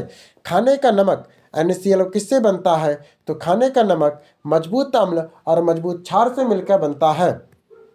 सोडियम क्लोराइड NaCl एक उदासीन लवण है या प्रबल अम्ल HCl और प्रबल क्षार NaOH के उदासीन अभिक्रिया से बनता है। फिर आता है हाइड्रोकार्बन। एक हाइड्रोकार्बन में 2 परमाणु बनकर जुड़े होते हैं, उन्हें क्या कहते हैं? उन्हें एल्केन कहते हैं। हाइड्रोकार्बन में द्वि सीसी के दो आबंध ये असंतृत हाइड्रोकार्बन के एल्कीन कहते हैं। एकल बंध सीसी एल्केन कहते हैं, जबकि त्रिबंध को एल्काइन कहते हैं। निम्नलिखित में से असंतृत हाइड्रोकार्बन कौन है? तो इथीन है। जिस हाइड्रोकार्बन में द्वि आबंध त्रिबंध होते हैं उन्हें असंतृत कहते हैं। इथीन C2H4 कार्बन परमाणुओं के बीच द्वि आबंध होता है। इथेन और मीथेन संतृप्त एकल बंध होते हैं। सभी जैव यौगिक का अनिवार्य मूल तत्व कौन सा है? तो वो कार्बन है। सभी जैव पदार्थों का कार्बनिक यौगिकों से बने होते हैं। कार्बन के सभी सजीवों और जैविक अणुओं का अनिवार्य मूल तत्व है। कार्बन का श्रृंखलन की क्षमता के कारण यह असंख्य यौगिक बनाता है। फिर आता है HMS के पूर्ण संख्या क्या है? तो इसे क्या कहते हैं HMS को? इसे HMS को केवल एक हाई मेल्टिंग एक्सप्लोसिव कहते हैं। HMX क्या है? तो हाई मेल्टिंग एक्सप्लोसिव है। हाई मेजोरिटी एक्सप्लोसिव माना जाता है, लेकिन वैज्ञानिकों के संदर्भ में हाई मेल्टिंग एक्सप्लोसिव ऑक्टागन अधिक प्रचलित होता है। यह एक शक्तिशाली विस्फोटक है। भौतिक रूप से किस प्रकार के हाइड्रोजन भंडारित किए जाते हैं? तो हाइड्रोजन गैस में संपीड़ित से। भौतिक रूप से हाइड्रोजन भंडारित करने के लिए उच्च दाब के पर गैसों का संपीड़न किया जाता है। धात्विक हाइड्रोजन के रूप में ब्रह्मांड रासायनिक और अधिशोषण विधि है। ऑक्सीजन की अनुपस्थित होता है। ऑक्सीजन कहाँ अनुपस्थित होता है? तो कैरोसिन में आपको ऑक्सीजन नहीं मिलेगा। कैरोसिन मिट्टी का तेल में शुद्ध हाइड्रोकार्बन का मिश्रण है। हाइड्रोकार्बन केवल कार्बन डाइऑक्साइड होते हैं, ऑक्सीजन नहीं होता है। कांच, SiO2, मिट्टी, सिलिकेट और सीमेंट में ऑक्सीजन प्रचुर मात्रा में होता है। सिगरेट के लाइटर में कौन सा गैस होता है? तो उसमें ब्यूटेन होता है। सिगरेट के लाइटर में मीथेन ईंधन के रूप में ब्यूटेन C4H10 गैस का प्रयोग करते हैं। C4H10 गैस का प्रयोग करते हैं। यह आसानी से द्रवित हो जाता है और ज्वलनशील है। बेंजीन में सिग्मा और पाई बंध की संख्या होती है। कितना होता है? 12 और 3 होता है। बेंजीन C6H6 से कार्बन के 6 कार्बन हाइड्रोजन बंधे होते हैं। इसमें कुल सिग्मा 6 होता है, कुल पाई 3 होता है और सिग्मा 12 और 3 पाई बंद होता है। अल्कोहल को कार्बनिक अम्ल का परिवर्तन किया जाता है मात्रा ऑक्सीडेशन के द्वारा। प्राथमिक अल्कोहल और ऑक्सीडेशन द्वारा अल्कोहाइड फिर कार्बोलिक अम्ल में बदल जाता है। इसके लिए KMnO4 और जैसे अभिकारक प्रयोग होते हैं। फिर आता है अल्कोहल। शक्कर के किण्वन से क्या बनता है? तो इथाइल अल्कोहल। शक्कर के किण्वन से शक्कर का अगर किण्वन करेंगे तो क्या बनेगा? तो इथाइल अल्कोहल बनेगा। शक्कर के किण्वन से इथाइल अल्कोहल बनता है। यह प्रक्रिया इन्वर्टर्जेंट और जाइमेज एंजाइम का उपयोग करता है। यह शराब निर्माण की विधि है। आइए बहुलक। प्राकृतिक रबड़ किसका बहुलक है? प्राकृतिक रबड़ आइसोप्रीन का बहुलक होता है। प्राकृतिक रबड़ आइसोप्रीन का बहुलक होता है। प्राकृतिक रबड़ आइसोप्रीन का बहुलक है। आइसोप्रीन का रासायनिक नाम 2 मिथाइल 3 होता है। लैक्टेस के रूप में रबड़ पेड़ से प्राप्त होता है। टेफ्लॉन निम्नलिखित में से किसका बहुलक है? तो टेफ्लॉन टेट्राफ्लोरोएथिलीन का बहुलक है। टेफ्लॉन किसका बहुलक है? तो टेट्राफ्लोरोएथिलीन का बहुलक है।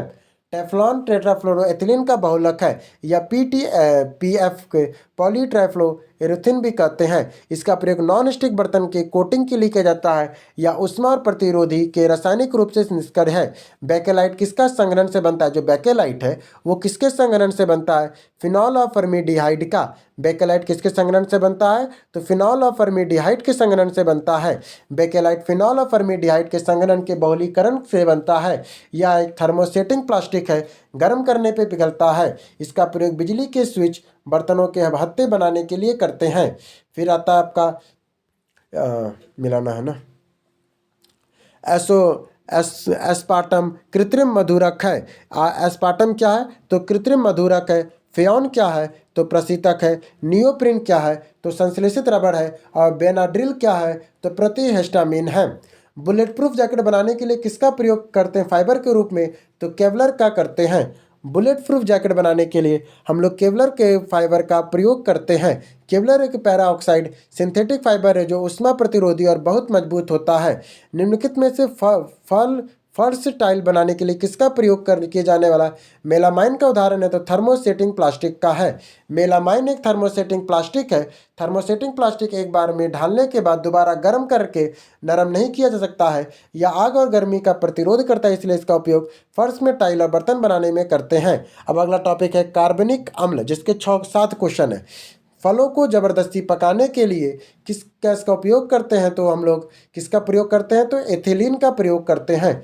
फलों को पकाने के लिए एथिलीन C2H4 गैस का उपयोग करते हैं। एथिलीन एथिलीन एक प्राकृतिक गैसीय पादप हार्मोन भी है जो फलों के पकाने को प्रेरित करता है। कृत्रिम रूप से पकाने के लिए कभी कभी एसिटिलीन कैल्शियम कार्बाइड के रूप में भी प्रयोग करते हैं, लेकिन एथिलीन बहुत अधिक सुरक्षित और प्राकृतिक है। नींबू खट्टा किस कारण से होता है? तो साइट्रिक अम्ल के कारण होता है। नींबू खट्टा फलों के साइट्रिक अम्ल पाया जाता है जिसके कारण ये खट्टे होते हैं। सिरके का एसिटिक अम्ल इमली के टाइट्रिक अम्ल होता है। COOH में कौन सा अम्ल होता है? तो कार्बोनेसिक अम्ल होता है। COOH एक कार्बोलिसिक अम्ल है। यह टमाटर, पालक और सोल के वृक्ष में पाया जाता है और स्याही में दाग हटाने में प्रयोग करते हैं। एसिटिक अम्ल में गंध किसके समान होता है? तो एसिटिक अम्ल में गंध सिरका के समान होता है। एसिटिक अम्ल में सिरके वेगनर का मुख्य घटक है। इसकी गंध सिरका के समान होती है और 3 से 9 एसिटिक अम्ल के जली विलयन के सिरका कहते हैं। सिरका का रासायनिक नाम क्या है? तो इसे एसिटिक अम्ल कहते हैं। सिरके का रासायनिक नाम एसिटिक अम्ल या एंथ्रासाइक अम्ल है। इसे C4CH3COOH कहते हैं। निम्नलिखित में से कौन सा अम्ल सिरके में उपस्थित होता है? तो एसिटिक अम्ल है। सिरके में एसिटिक अम्ल उपस्थित होता है। यह कमजोर और कार्बनिक अम्ल है। सिरके में खट्टा स्वाद किससे आता है? तो आता है सिरके में खट्टा स्वाद किससे आता है? सिरके में खट्टा स्वाद एसिटिक अम्ल के कारण आता है। और लैक्टिक अम्ल दही और टाइट्रिक अम्ल इमली में प्रयोग करते हैं। अब अगला है विस्फोटक। विस्फोटक के 3 क्वेश्चन है। 1945 में नागासाकी जापान में गिराए गए बम में कौन सा विस्फोटक प्रयुक्त हुआ था? तो वो प्लूटोनियम हुआ था। देखिए क्या लिखता है, 9 अगस्त को नागासाकी में गिराए गए फैटमैन में प्लूटोनियम 239 का प्रयोग विस्फोटक में किया गया था, जबकि 6 अगस्त 1945 को हिरोशिमा में गिराए गए लिटिल बॉय बम में यूरेनियम 235 का प्रयोग हुआ था। फिर आता निम्नलिखित में से किस रसायन का कारण पटाखा फूटने में चमकदार लाल दिखाई देता है? तो वो स्टेशियम दिखाई देता है। आतिशबाजी में लाल रंग स्टेशियम लवण जैसे स्टेशियम कार्बोनेट के कारण होता है। हरा रंग बेरियम के कारण, पीला रंग सोडियम के कारण होता है। विस्फोटक नाइट्रोग्लिसरीन एक क्या है? विस्फोटक नाइट्रोग्लिसरीन एक क्या है? तो एस्टर है। नाइट्रोग्लिसरीन एक रासायनिक रूप से एक एस्टर है। यह ग्लिसरॉल और नाइट्रिक अम्ल की अभिक्रिया से बनता है। इसका उपयोग डायनामाइट बनाने से होता है। अगला टॉपिक ईंधन है। इसके 10 क्वेश्चन। वह उपकरण जो ईंधन के रासायनिक ऊर्जा को सीधे विद्युत ऊर्जा में बदलता है उसे हम लोग ईंधन सेल कहते हैं। क्या ये ईंधन सेल एक विद्युत रासायनिक युक्ति है जो ईंधन को हाइड्रोजन के रासायनिक ऊर्जा को सीधे विद्युत ऊर्जा में बदल देती है। इसमें हाइड्रोजन ऑक्सीजन की अभिक्रिया से बिजली और पानी उत्पादन होता है। यह प्रदूषित रहित ऊर्जा का स्रोत है। निम्नलिखित में से कौन सा तरलीकृत पेट्रोलियम गैस है? तो तरलीकृत एलपीजी के मुख्य घटक ब्यूटेन लगभग में 65% और प्रोपेन 35% है। ये दोनों मुख्य घटक है, इसलिए इसमें एक से अधिक होगा। ब्यूटेन का अनुपात सर्वाधिक होता है। घरेलू ईंधन के रूप में प्रयुक्त एलपीजी मुख्यतः क्या होती है? एलपीजी मुख्यतः क्या होती है? घरेलू एलपीजी में मुख्य रूप से प्रोपेन, ब्यूटेन, CH4H10 का मिश्रण है। चूंकि विकल्प में प्रोपेन और ब्यूटेन दोनों अलग अलग किए गए इसलिए उत्तर ही है। ठीक है। पेट्रोल और डीजल के अधूरे जलने से क्या उत्पन्न होता है? पेट्रोल और डीजल के अधूरे जलने से कार्बन मोनोऑक्साइड उत्पन्न होता है। ऑक्सीजन की कमी से जब पेट्रोल और डीजल का अपूर्ण दहन होता है तो कार्बन मोनोऑक्साइड गैस बनती है। पूर्ण दहन सोने में कार्बन डाइऑक्साइड बनाती है। CO का अत्यंत विषैली गैस जो रक्त में ऑक्सीजन वहन को क्षमता को कम कर देती है। ऑक्टेन रेटिंग बढ़ने से यौगिक का उपयोग किया जाता है। ठीक है। क्या लिखा है? ऑक्टेन रेटिंग बढ़ाने के लिए किस यौगिक का प्रयोग करते हैं? तो ऑक्टेन का रेटिंग बढ़ाने के लिए हम लोग टेट्रा एथिलिक लेड का प्रयोग करते हैं।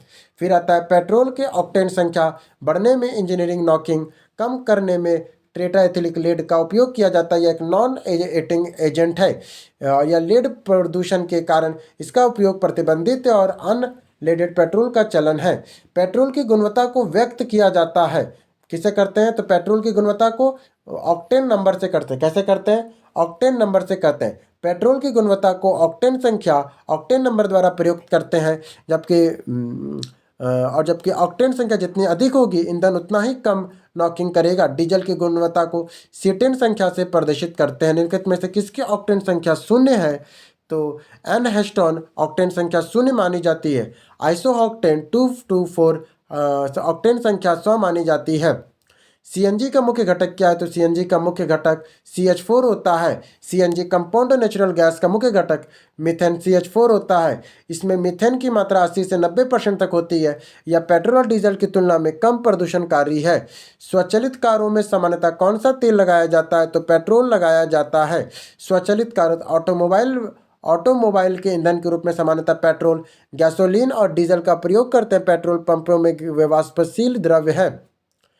पेट्रोल पेट्रोलियम से प्राप्त एक वाष्पशील द्रव्य है। निम्नलिखित में से कौन सा गलत है? तो सही कौन कौन है ये बताना है। कपास गर्मियों में कपड़ों के रूप में उपयोग के लिए उपयुक्त है क्योंकि नमी को अवशोषित करता है। सीढ़ी बनाने के लिए पॉलीकार्बोनेट का प्रयोग करते हैं। टेफ्लॉन का उपयोग नॉन स्टिक रसोई के सामान में कोटिंग के लिए करते हैं। एरिकिक कृत्रिम ऊन है और ना कि कृत्रिम रेशा है, और कृत्रिम रेशा रेयॉन कहा जाता है। फिर आता है खाद्य, पोषण और औषधि। आयोडीनीकृत लवण में क्या होता है? तो आयोडीनीकृत लवण में आयोडीनीकृत आयोडीनीकृत लवण में क्या होता है? तो पोटेशियम आयोडाइड होता है। आयोडीनीकृत लवण में बनाने के लिए साधारण नमक, पोटेशियम आयोडाइड और पोटेशियम आयोडाइड और पोटेशियम आयोडेट मिलाया जाता है, जो घेंगा रोग के बचाव के लिए आवश्यक है। ट्राइग्लिसराइड क्या है? ट्राइग्लिसराइड क्या है? तो वसा है।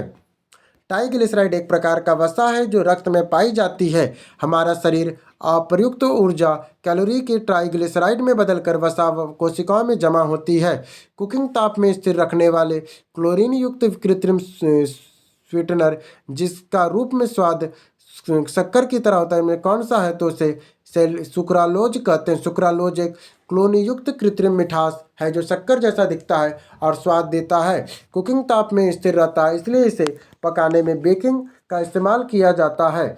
एस्ट्रोपोटम केवल ठंडे खाद्य पदार्थों में प्रयोग होता है, गर्म करने पर विघटित हो जाता है। निम्नलिखित में से कौन सा खाद्य पदार्थ वस्तुओं के परिचय हेतु प्रयोग करते हैं? तो सोडियम बेंजोएट का प्रयोग करते हैं। खाद्य पदार्थ जैसे अचार, सॉस, फलों का रस को खराब होने से बचाने के लिए सोडियम बेंजोएट का प्रयोग किया जाता है। यह जीवाणुओं और फफूंदी में वृद्धि को रोकता है। सोडियम बेंजोएट नमक को भी एक प्राकृतिक परिलक्षक है, लेकिन रासायनिक परीक्षक के रूप में सोडियम बेंजोएट प्रमुख है। खाना बनाने में प्रयोग आने वाली प्रमुख गैस मुख्यतः कौन है? तो मीथेन है।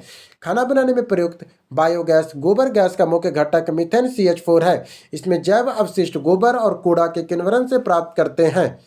कार्बोहाइड्रेट के अपघटनोपरांत अंतिम रूप से क्या बनता है? कार्बोहाइड्रेट के अपघटन अंतिम रूप से हमें ग्लूकोज प्राप्त होता है।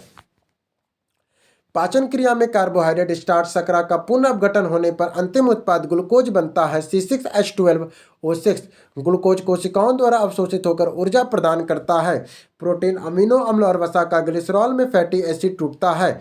अल्कोहलिक खमीर के आखिरी उत्पाद क्या है? उसे हम लोग इथाइल अल्कोहल कहते हैं। अल्कोहलिक किण्वन का अनॉक्सी श्वसन प्रक्रिया है। इसमें ईस्ट द्वारा शर्करा का अपघटन होकर अंतिम उत्पाद के रूप में इथाइल अल्कोहल, इथेनॉल और कार्बन डाइऑक्साइड बनता है। अभिक्रिया है। ग्लूकोज को एथिल अल्कोहल में जिस एंजाइम द्वारा बदल दिया जाता है वो जाइमेज है। ग्लूकोज को फ्रुक्टोज और एथिल अल्कोहल से बदलने का एंजाइम जाइमेज होता है। यह एंजाइम ईस्ट के प्राकृतिक रूप में पाया जाता है।